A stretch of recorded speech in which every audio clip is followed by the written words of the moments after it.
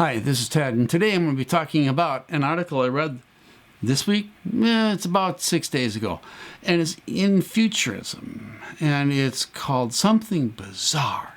Something bizarre is happening to people who use ChatGPT a lot. Well, I use ChatGPT a lot, but I also use a lot of other large language models because I like to research, and they help. They're great tools, wonderful tools. And so let's dig into this and see what this bizarre thing is that is going on in our world. Okay, a study suggests longer chatbot use correlates with problematic use. A problematic use indicating potential addiction. All right, I want to talk about addiction. Am I addicted to AI? That's a good question.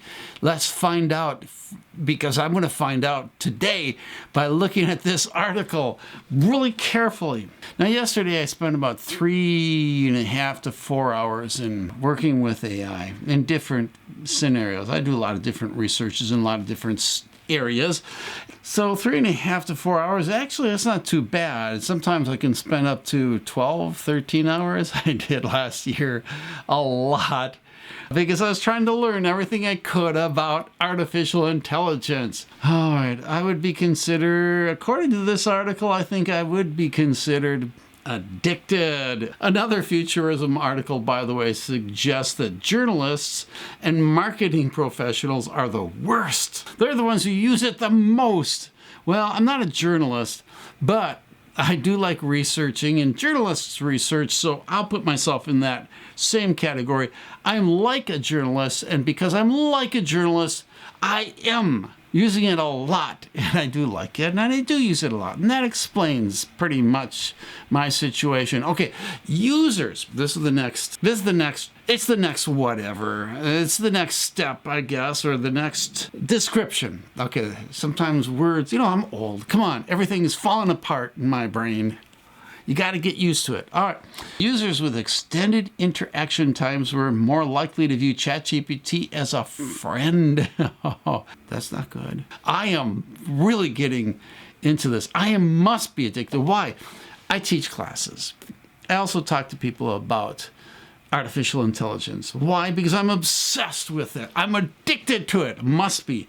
Because this article says I am addicted to it so far. Okay, so why do I consider it really my friend? No. Do I use that as an expression? Do I use it as something to describe AI? Yes, by all means. In classes, I tell people artificial intelligence, large language models are like your good friend who thinks he knows everything. He is brilliant. Don't get me wrong. This guy really is way beyond you. He knows a lot. But from time to time, he feeds you something that really isn't true. Or, where'd you get that? He doesn't come up with any solution. I don't know. But that's kind of like, so I do compare it to a friend. And according to this article, that means I must be possibly addicted. All right, let's move on. These users also reported higher stress levels when the chatbot's behavior changed subtly. By the way, chatbot, large language model, they're used very interchangeably. A large language model is more accurate, but chatbot is also okay.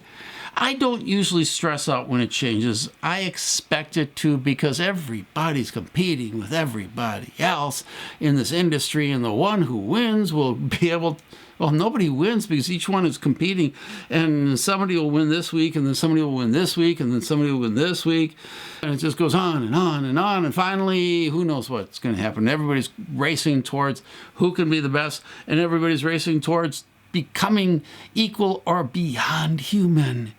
Superhuman, super intelligence. That's what we all want. That's what all the companies want.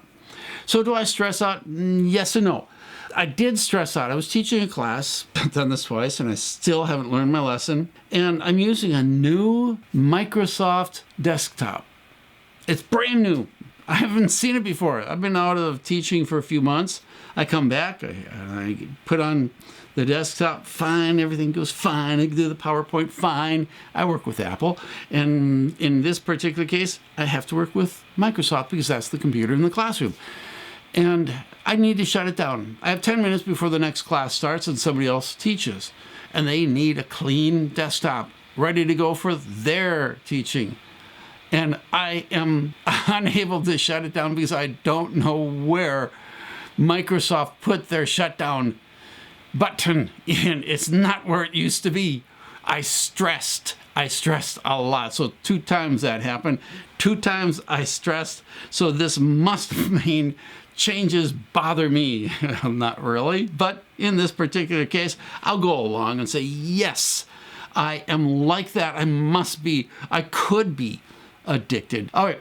Participants who chatted with ChatGPT the longest tended to be the lonelier. I don't agree with this. I have all kinds of friends. I have Perplexity. I have Le Chat. Actually, I think in French that's Le Chat, which means the cat. But Le Chat in English. Gemini, ChatGPT, Grok, Midjourney, Suno, Runway,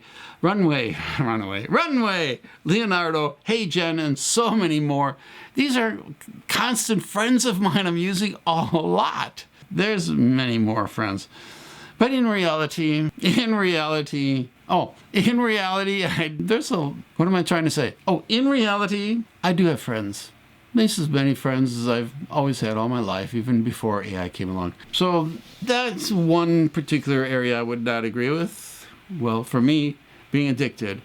Finally, the study suggests that prolonged use of ChatGPT may increase the likelihood of emotional dependency. I use it a lot, but I use it as a tool because it is, I wouldn't say addictive, but it's so much better than just Googling stuff.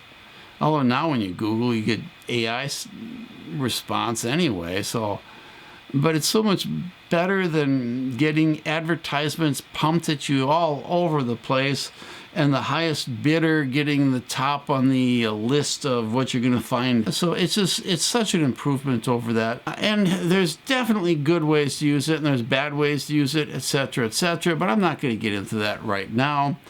And the truth is, if some quantum language model came out that was better than AI, I'm sorry, but my dependency and my addiction to AI is going to disappear overnight. And I will get myself addicted to quantum language model.